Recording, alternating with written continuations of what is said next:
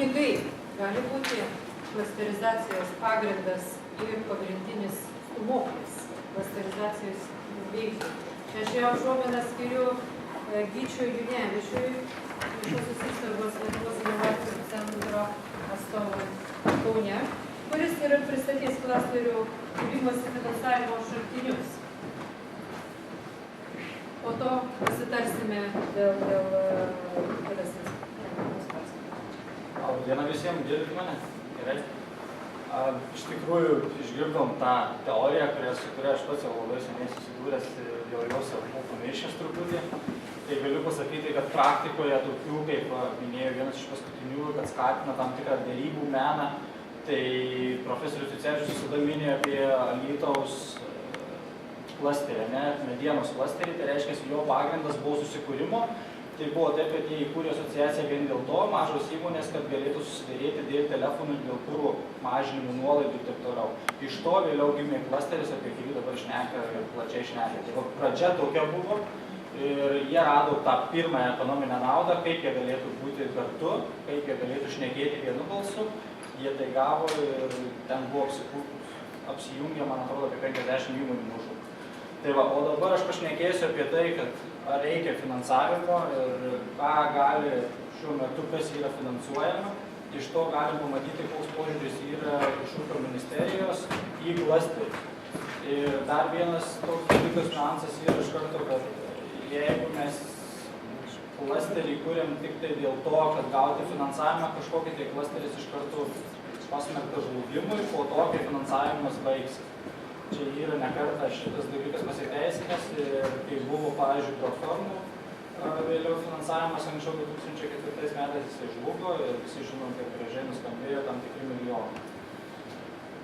Tai va, kas yra klasteris ir pagal, aš šnekėsiu iš gairių pusės, kas yra parašyta, tai yra 5 nepriklausomi privatūs juridiniai asmenys, tai reiškia, kad akcijinių požiūrių tai turi būti mažiau susiję negu 50% akcijų turėti. Taip pat viena mokslo įstaiga, toks 5+1 mes visada sakom, labai lengva atsiminti, iš tikrųjų 5 įmonės, viena mokslo įstaiga, važiuojam toliau ir jokių čia keblumų nėra. Šiaip klasteris tinkamas Lietuvoje, tai yra būtent, aš dabar šneku iš finansavimo pusės, tai reiškia, kad jie, kas duoda pinigus, jie užsako ir muziką, tai muzika turi groti va šitose sektoriuose, tai reiškia, technologijos, mašinos, lazeriai, maistas, fotografija, matot patys. Šiaip skaidrės, man atrodo, galės persiųsti, kam bus įdomu, aš paliksiu tikrai. Tai va, yra MTTP samprata, tai yra moksliniai tyrimai, nes dažniausiai būna, kad turi būti vykdoma MTTP veikla. Tai susiduriam, mes bent jau Kaune susiduriam su tokia problema, kad kas yra moksliniai tyrimai ir daugelis įmonių klausimą tokį užduoda, o tai mes vykdom mokslinius tyrimus.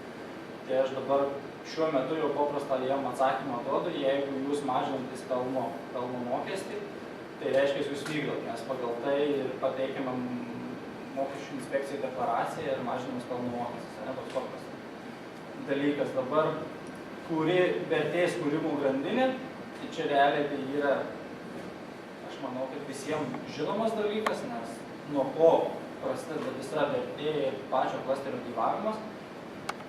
Aš truputį bėgu greičiau, nes vėlesniuose etapuose, vėlesniuose skaidrėse bus daugiau tokių klausimų, į kuriuos jūs uždavėte ir į kuriuos bus atsakymai. Tai tiesiog aš bandau orientuotis į tai, kas jūs domina.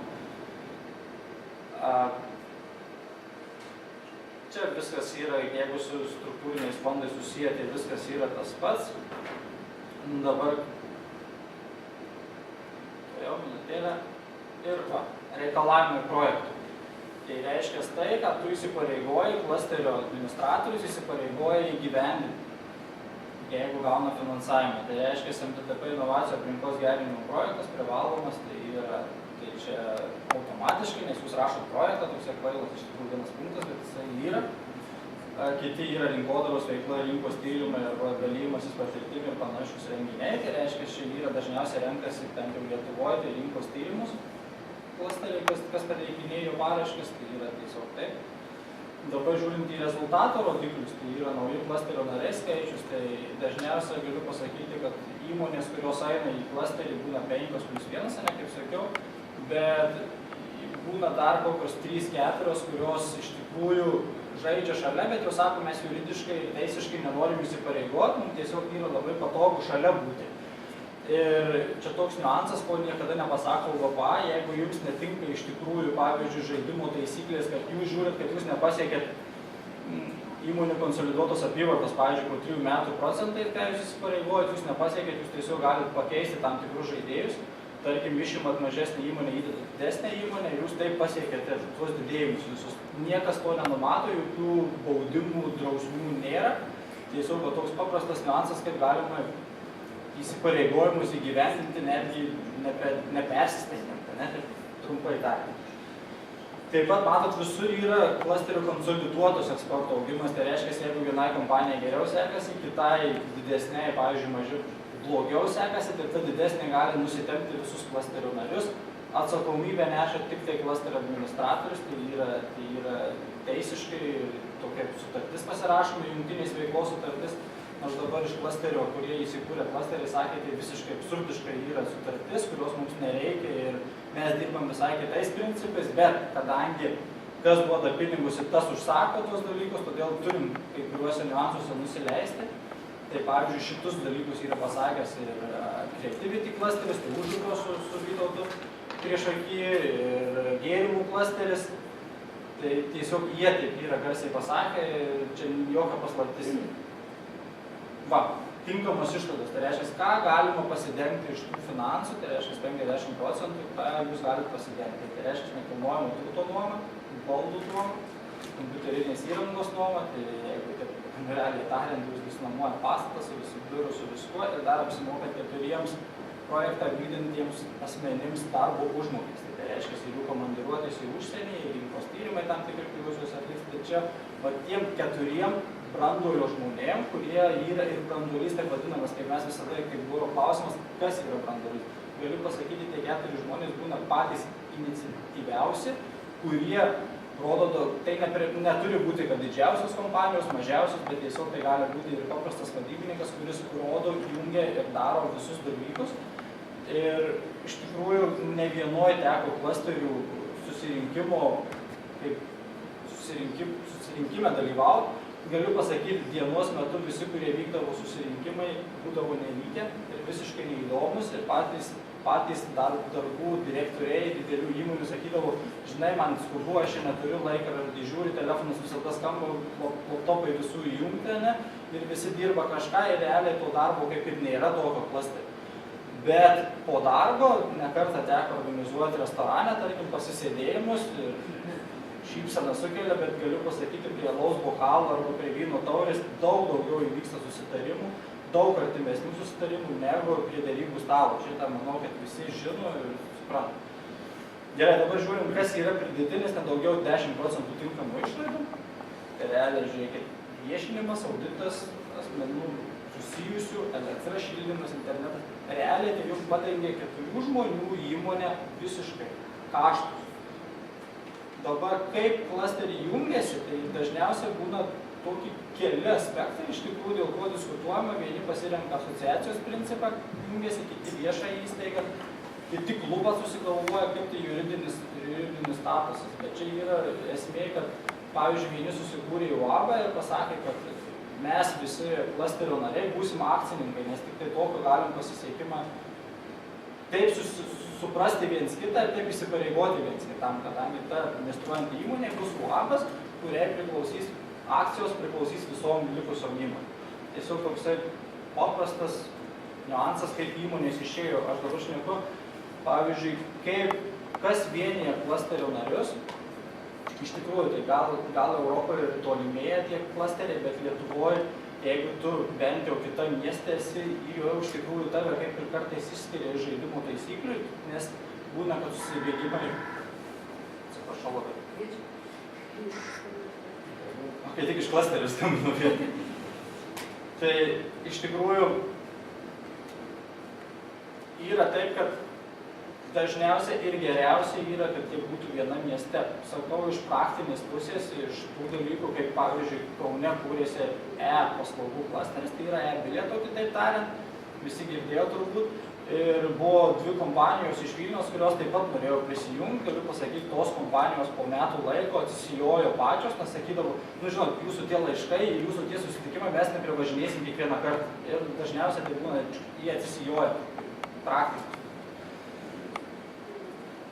Toliau. Papildomi įsipareigojimai, tai čia yra, kad 3 metų po projekto įgyvendinimo teikti informaciją apie eksportą, apyvartą, išlaidas MTTP. Tai reiškia, kad projektų nariai turi įsipareigojimus tam tikrus, kuriuos turi įgyvendinti, kurie yra numatyti tam tikruose normatyvuose, tam tikruose gairėse. Dabar perbėgam greitai, kas yra geras klasteris, už ką duodami balai, nes visi sako, va, rašom projektus, duoda balus, bet kur tie balai surašyti, už ką aš galiu gauti balus. Tai va čia grinai dabar viskas surašyta, kaip yra, už ką, už kiekvieną punktelį, kur yra duodami balai. Tai yra klasterio dydis arba klasterio ištekliai. Tai tiesiog šitoje vietoje galite surinkti 11 balų pagal dydį klasterį. Klasterio ekonominis ir technologinis plėtros potencialas, tai reiškia, kokioje vietoje dirbate, realiai kokiame segmente ir kiek potencialo galima būti išrasti. Nu, tarkim, paprastas turizme, tai dažniausiai apsiriboja tik tai tam tikrais pritraukimų investicijų į tą vietovę, bet jie nesukuria jokios pridėtinės, nu, ta prasme, nesukuria mokslinių tyrimų arba ten kažko ypatingo, nebent daro ekskursijas į lazerininkų slaptus bunkerius, kurie kuria lazerius ir taip gali sukurti kažkokį prisidėti prie mokslinių tyrimų. Čia kaip pavyzdį dabar grubiai taip pasakiau. Taip, klasterio įmonių eksporto potencialas, tai reiškia, kiek jūs prisirašysit savo eksporto didėjimą, tiek gausit ir balų, maksimali galima balų surinkimo suma yra 11,3, šiaip parašyti yra 5, bet yra toksai daugiklis, kurio niekur nėra parašyta, tai čia prie šito punktų yra 2,86. Projekto svarba Lietuvos aukštų ir vidutinių technologijų verslo plėtrai. Kas yra aukštosios, kas yra vidutinis poveikis plėtrai mastas. Čia yra realiai toksai dalykas, jeigu tu priklausai aukštosiom, viskas tvarko, jeigu vidutiniškom galima, bet ką noriu pasakyti, čia surinkti pagrindimas ir visas mokėjimas rašyti ir pasakyti tam tikrus žodžius ir sudaro šitus 11 balų. Realiai tai yra iš tuščių į keurą pripilstymas, pasižiūrėjimas tam tikrų niuansų, tam tikrų dalykų, parašymas, kaip yra svarbu Lietuvai, bet visų pirma, to projektų neišgelbėsi pasaulio, ne, tu niekaip neprisidėsi prie, tarkim, atšilimo problemos ar dar kokios, tu turi skaičiuoti ir žiūrėti į projektą taip, arba į kas duoda pinigus. Tai į ūkio ministeriją žiūrėti taip, kaip į potencialų investuotoją į tavo įmonę, kurią domina tik tai pinigai. Tai reiškia, ūkio ministerija gauna vieną dalyką, per mokesčius gražina, jei pinigai visi gražinami yra. Todėl paprastas pirmasis projekto rašymas ir yra toksai, jeigu jis nėra socialinis, o yra finansinis, tai yra tas, kad reikia pasižiūrėti, kiek mokesčių gražinsi per tam tikrus metus ir jie paprasčiausiai lupa paskaičiuoja, ar jiem apsimoka investuoti ar ne. Paprastas niuansas, kurio kartais mes nesusimąstame. Dabar koordinatoriaus komandos patirtis, tai reiškia, čia labai yra paprasta, jeigu projektuose dalyvavę yra koordinatoriai, tai reiškia, projektų nariai arba administravę, tai automatiškai tu iš karto